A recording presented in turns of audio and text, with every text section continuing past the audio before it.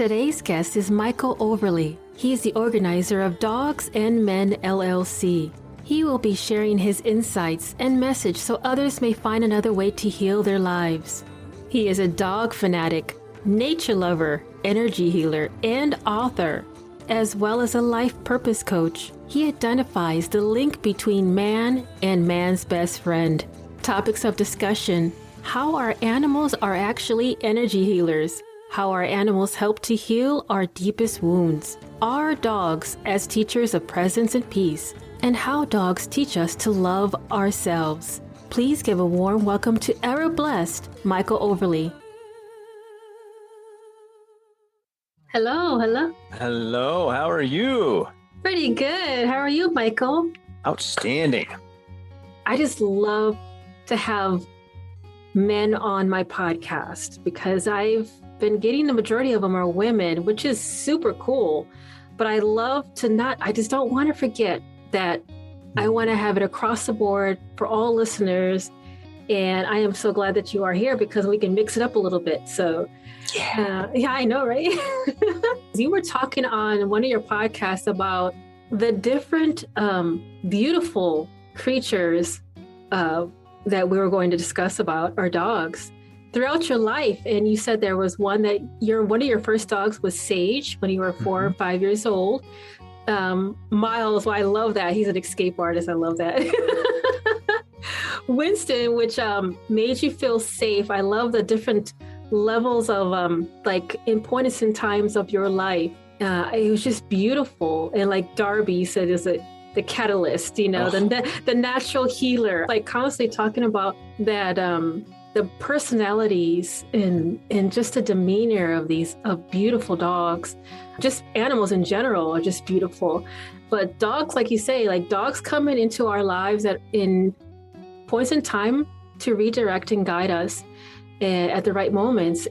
Since you were a young age, you had this connection, and it kind of brought me back to when I was a young child. My first dog, I still remember the dog name was Domino. Because at that time, it was my favorite pizza. So I actually named my dog after that. So that was back in the 80s. That's what a kid would do, right? I know. It's just nothing but, all about food. It's just food driven altogether. But yeah, I love when you were talking about the points in time, like Sage was kind of touched my heart at a very moment that I was kind of reminiscing about my dog, Domino. It was a stray, and all I remember is how I started becoming more connected with animals and nature just by mimicking the behavior, how like, I want to go outside, I want to do this, or I just want to lay down and just calm down and just enjoy the earth underneath my body and just kind of being tuned with it at those moments that you need to just like, there's a moment to get up and do something, and there's a moment of balance, to rest and just meditate and just be in. And one of the things that I wanted to ask you, because I have a couple of questions that you probably already went through, but a book that is on your website, which is, because I love your website. I know I'm all over the place, but I'm so excited. Creating Men of Purpose. So what does that mean to you? So I felt really like lost and scared and sad for a really large portion of my life. And going through some of the things I did in the last several years is what woke me up to what's going on and what my capabilities and my gifts are, right? What I have to give to the world, how I can show up and be my own version of my own superhero. So what I am wanting to do is to help other men find their way to this same place. So for some, it might mean some kind of change in career or change in relationship or whatever it is. For some, there will be tiny little changes, and they may actually find out how happy they are exactly where they are. But it's finding what their true life purpose is. It could be something absolutely fantastic. It could be something they're already doing but don't know it. It could be a hobby that they're already doing. So it's finding that thing that they think they're missing. Okay. And we all have our answers already inside of us somewhere, but we don't remember that. We forget that. We cover that. We put all these veils over ourselves, and then society puts veils, and then There's an identity from our relationship with our mom and relationship with our dad and, and preacher and teacher and, all these things, all these expectations create all these different levels of veils.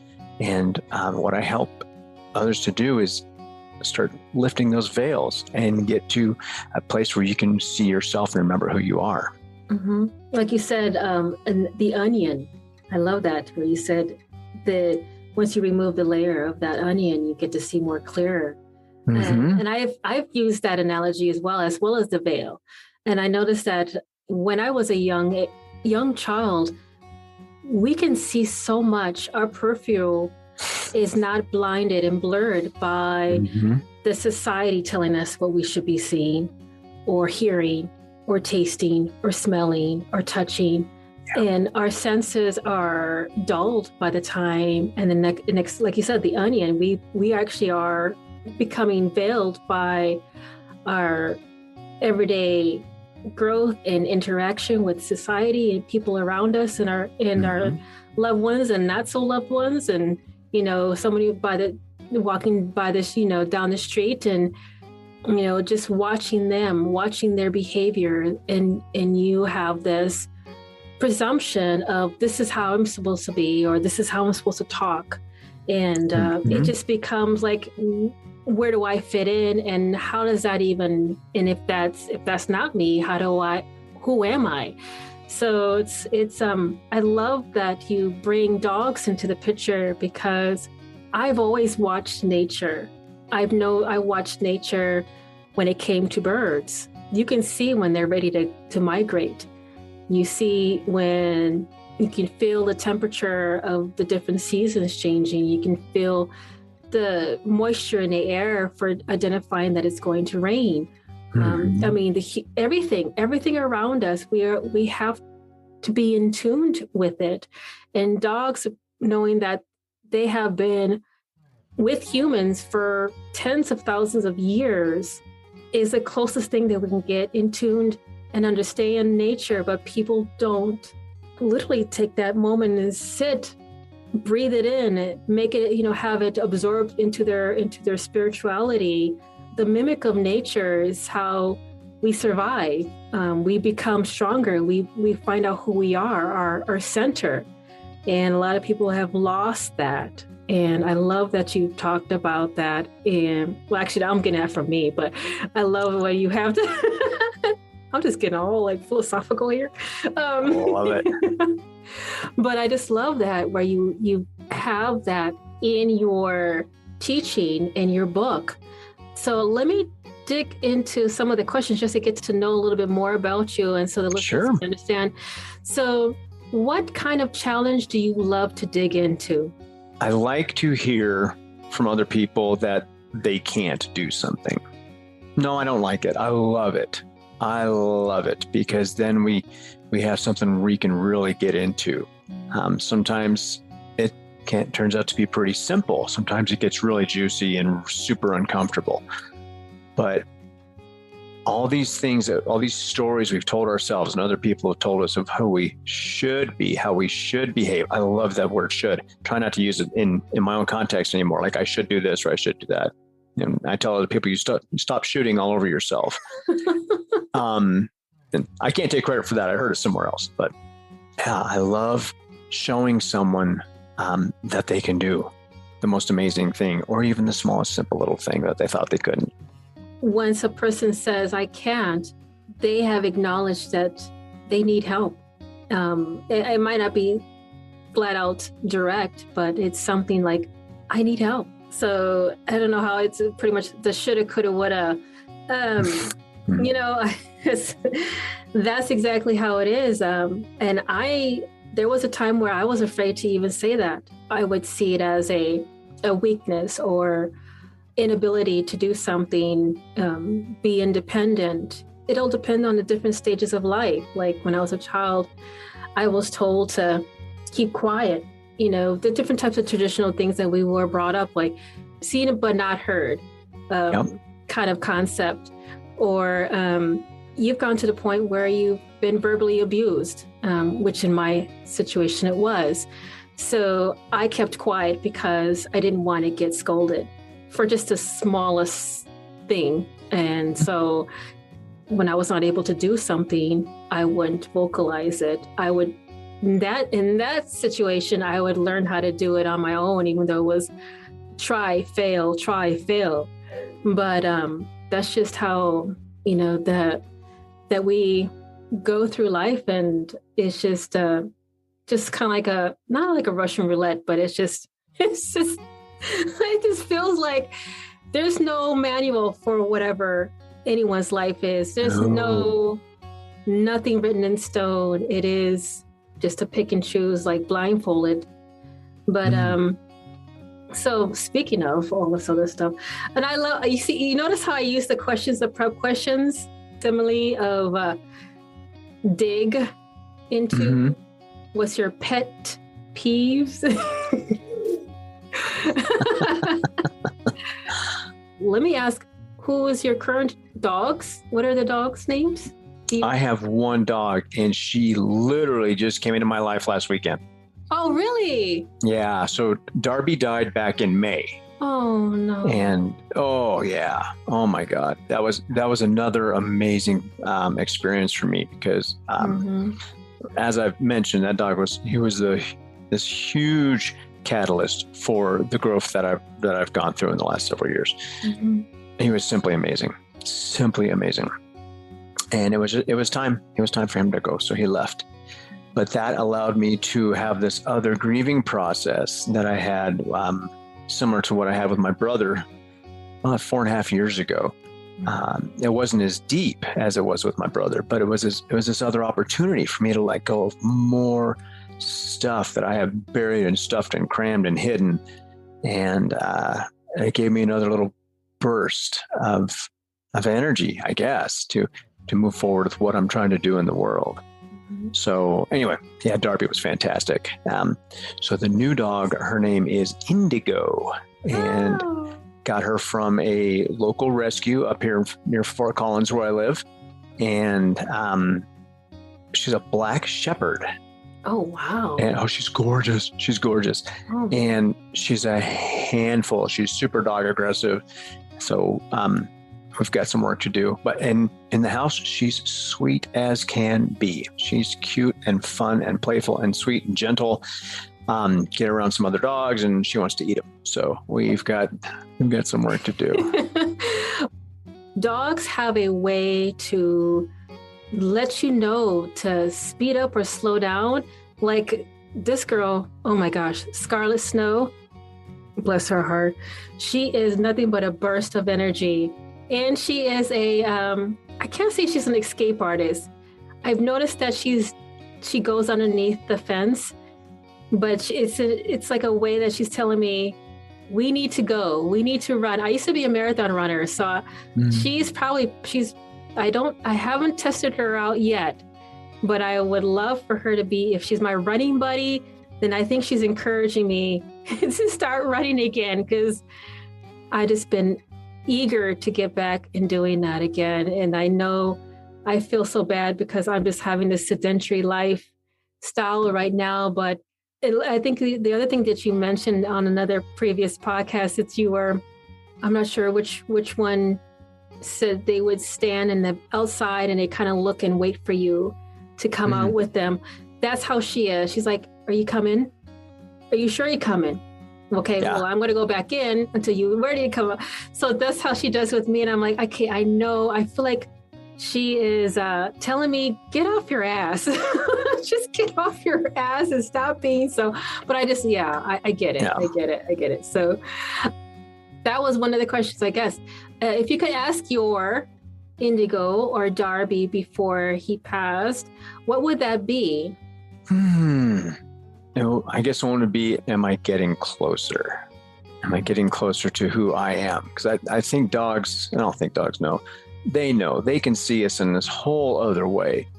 And, it's unconditional love. That's part of it. But they don't judge. They just are fully accepting. And they see something that we don't see anymore. So they see us, I think, at our core, at our being. And they're trying to help us get there all the time. And the relationships between different people and their dogs are going to be different.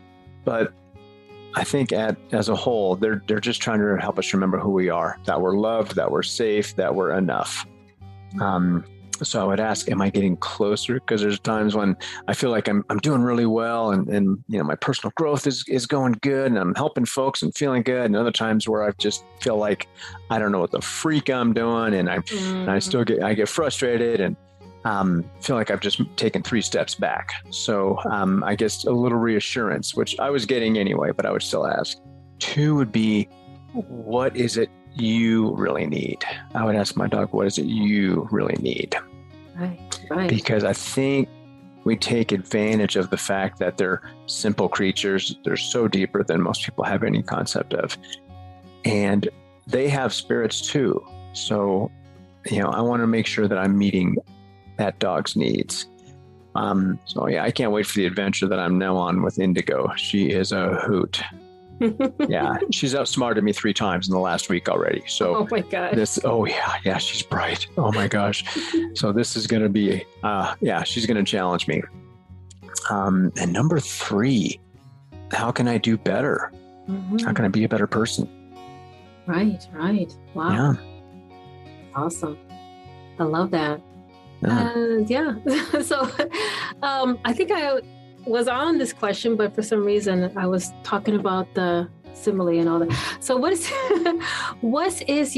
considered a pet peeve of yours?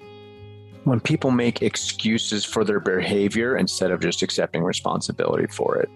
And not everybody's ready to move forward with that. I mean, it takes some work to fully accept responsibility for who you are and what you are and the decisions that you've made to get where you're at. But when people continue to make excuses for their behavior and blame it on somebody else, they said this and did this, so that's why I'm doing this. Yeah, my little sheriff badge goes on, and I feel like I'm marching up and putting the cuffs on them. Yeah, I wish people could take just a wee bit more, maybe 1 degree more responsibility for themselves and realize that, hey, it's okay. I admitted that I did something that probably wasn't awesome, and my friends still like me, or my partner's still with me, or that'd be nice. Yeah. So yeah, that's probably one of my all-time pet peeves, because I've had that, just not saying, you know what, I'm human, I made a mistake, let's fix this. That just really rubs me the wrong way. Yeah. Just admit, we all make mistakes. Just the point of actually acknowledging it is the step moving forward and saying, let's remedy this, So yeah, absolutely. Yeah, but it's hard. I mean, so many people they're not there. They're not ready to take that step. They don't understand how beneficial it actually is. Mm-hmm. Right. There's a fear of being unloved if they admit to doing something wrong. Right. So if you could have a billboard with anything on it, what would it be and why? Oh, God, that's so fun. Maybe somebody playing in the snow with their dog and they're both doing like snow angels or something. and it just says, you're free. Exactly. Just like, yeah, be you, you're free. Something like that. That is so cute. I could just see it now. Yeah. His tongue hanging out to the side. His jaws just like all the gums are just hanging out, flapping in the snow. Yeah, well, mine are the dogs. It could be both, but I was thinking about the dog. Both of you are just being free, so I just let it all hang out, right? There you go. So, tell me about a time you screwed up royally and what you learned from it, and how you fixed this thing after. Oh, wow. Okay. Interesting example. So I was married for 14 years. Mm-hmm. And at a certain point near the end of this time, I realized how bad I had screwed up, that I had married a personality type, like someone in my family that I didn't understand, couldn't be around, didn't even like. So I was still trying to please this other person through this other relationship. Freaking weird, right? But I realized that I woke up and learned my lesson at one point. I went, oh my God, I'm not supposed to be here anymore. So I left, and that was so hard for me to do. But I knew that if I didn't take care of myself right here in this moment, that I might be stuck forever. Mm-hmm. So I did. I left, and it was hard and it was painful. And over time, that pain transitioned into healing for me because I was continuing to take care of myself. Very, very true. It's like we are so used to being in a situation that it becomes comfortable for us. When there's ever a time to shift into anything else different than that, that's the most uncomfortable feeling ever. But you also know that it's not healthy to be in that same situation. So it's like you're between a rock and a hard place. Like, should I move on or should I stay? And at the point where if you wait too long, like for me personally, I started to lose the understanding of who I was. I became molded to what the other person expected. Yep. They wanted me to be someone who they sure as hell did not marry in the first place, because I said, hey, here's all my cards on the table. Here it is. Because I was like, I'm not playing this game of, well, I didn't know what I was getting into scenario. Right. And I did all of that and it would still turn out the same way. It's like, dude, but I was so honest and forward, but he was the one that was holding back.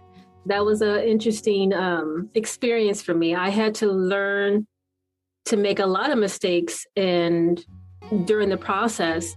And I was royally screwing stuff up, thinking if I'm being this way, it'll make him love me. If I say this, he'll love me more. All these different things that I had to mold around him accepting who I am. I would think that was the point where I was like, I am royally in the end. What's going to be left if he leaves? Who's going to be there if he walks out the door? And there was times I looked past the mirror. I would look at the reflection. I didn't even know who that was looking back. So it's like, this was something I had to fix before it was too late. So I completely understand how it was very hard coming out of a relationship with 3 boys. Came in with 2, left with 3, and single mother again. So it's like, this is the hardest thing I could think of, but I'm thinking for the future of my children, is this healthy for all of us? Are they learning to be a man from the types of behavior shown in their home? Is this a loving home? Is this how it's supposed to be? Are they being provided the proper, to be in tune with their emotions and to understand who they are through the mirroring of it's supposed to be a role model, a male role model, but that wasn't the fact. Wow. I'm so much happier. And I know my kids are like, Mom, we love you because now we see who you really are. And you are the person who has been loving and caring and considerate and always been supportive. They never got to see that because I was always walking on eggshells and frazzled and stressed and depressed and all these other issues. So yeah, I completely get it. That's just something that we have to learn. And it's one of the things that, no one ever can really say, here's a step-by-step procedure on how to get things done in life.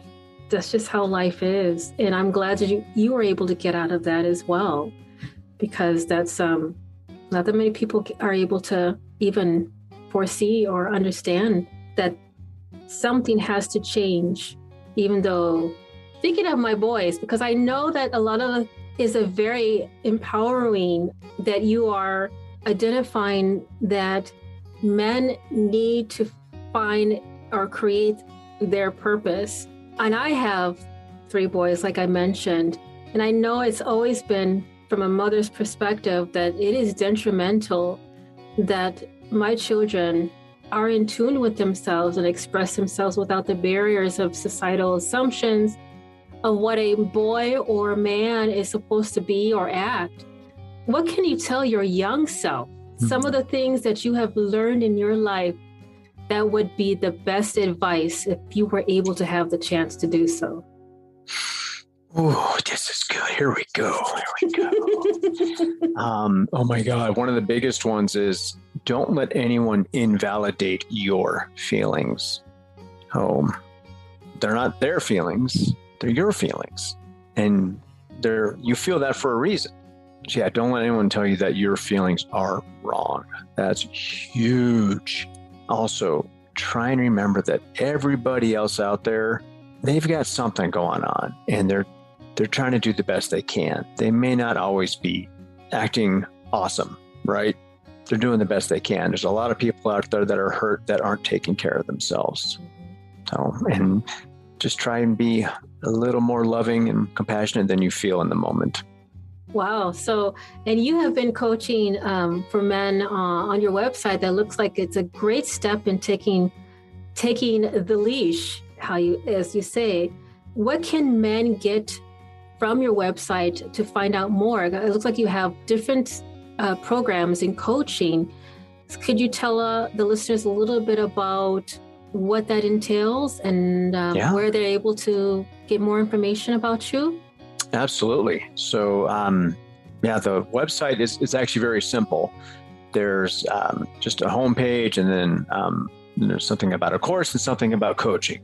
Okay. The course, people can just sign up for, and I do weekly calls in the course with whoever signs up. So that's kind of like a cool bonus. It's like extra coaching just inside the course. The course is definitely a slow progress over 8 weeks to really change the way you're perceiving yourself. Short videos, exercises that you actually do with your dog, because they're already helping you. So if you want to do it, please already have an established relationship with the dog. It's actually very important. The coaching is a deeper dive into what's going on and what you really want to do. And it's powerful, and it can get a little gritty, but it's so freaking rewarding. It's amazing. I'm toying with doing some mini courses as well, and there will be some intensives coming up. But right now, I'm trying to keep it pretty simple. The book is out, and it's new, and that's a good introduction for folks if they want. So find it on Amazon, and it's going to be on Barnes & Noble and a bunch of others. So my publisher's working on all that. But it's called Let Your Dog Lead. Yes. And it's definitely from a guy's perspective. So I wouldn't read it to your 5-year-old, but it's kind of a no nonsense. These are some of my experiences, and maybe some of these things can help. Yeah, I was going to say congratulations, because I was like, oh my gosh, you have it on Amazon. And Barnes & Noble's is kind of a Midwestern-y bookstore, because I'm originally from Wisconsin, so they had Barnes & Noble's there but I wanted to say congratulations on that, because thanks. Yeah, that's awesome. And can you tell the listeners a little bit about what brought you to this moment of your journey to write this book, and a little bit about it, just a kind of cliff notes on that? Yeah, absolutely. A friend of mine, she's an intuitive. She lives in Australia. We were chatting one day, and she said, "Oh, by the way, you're writing 3 books." Oh my goodness. And I said, "Oh no." She said, "You're writing a book." And I said, "What?" She goes, "Oh yeah." She goes, "Hold on. No, it's 3. And I'm like, what are you talking about? She goes, don't freak out. So she planted this seed. And the next thing I knew, this is a little over 2 years ago, I ended up at this writer's retreat thing in York, Pennsylvania. Wow. I didn't know anybody there. And I was like nervous as hell. And most people there are already established writers. And I'm like, no, something led me to go. So I bought a plane ticket, and I went out there, and I met the most freaking amazing people. Oh my God, I can't even tell you. I met, a retired colonel from the military who's an internal medicine physician. I met a guy who's a chiropractor. He's also an energy healer. I met Qigong masters. I met shamans. I met all these freaking incredible people. Wow. And I basically started journaling at that point, and I kept, I'm never going to get it done, never going to get it done. And one day I was like, oh my God, my book's already written. So I've got these 3 fat journals I'd already written all this stuff in. I'm like, I just got to pull it out of there. Mm-hmm. So my purpose for this was to show and be so vulnerable. And I share a lot of stuff in there that most guys wouldn't. because there's so much power in that. And I wanted guys to know that you can still share the stuff, and hey, guess what? You're okay. And no one's really judging you but yourself. And we can work on that too. And there's such an exceptional life possible. Yeah, that's why I wanted to write it. So it starts with the opening of the book that's my tearjerker, and it's the story of the night I found out that Darby was sick, and he was like really sick. And then it goes into just these things I noticed.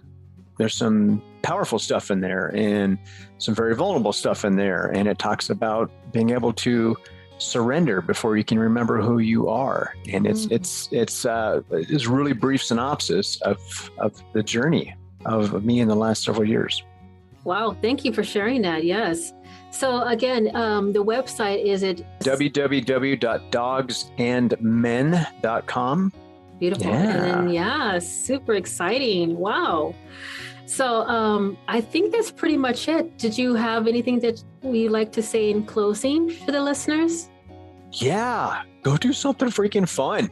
Go do something fun. Put your damn phone down and go for a hike, or go walk on the beach and go stare at the birds and listen to the waves and close your eyes and smell the salt. Mm-hmm. Yeah. Oh, absolutely. Yeah, go have fun. Go have fun. We forget to have fun. We get so caught up in paying the mortgage and getting a fancier car and clothes and this, that, and the other, impressing everybody else. Do something to impress yourself. Go have fun. Yeah, well, then I guess I'll be leaving the Zoom call, and I'll just leave you here. Okay, it's going. See you later. Where'd you go? I'm so excited. I just want to start now. Let's do this. Well, thank you. Thank you so much again, Michael, for this. This has been an honor. It's been wonderful journey with you. Okay, bye. Bye. Thank you for listening to Noise Palooza Zion podcast. If you yourself is a small business owner, entrepreneur, musician, or artist, or liked what you heard, please share and follow. I am on Facebook, Twitter, TikTok, Instagram, and YouTube, or contact me at www.jasminecastillovoice.com, and stay tuned for the next upcoming episode.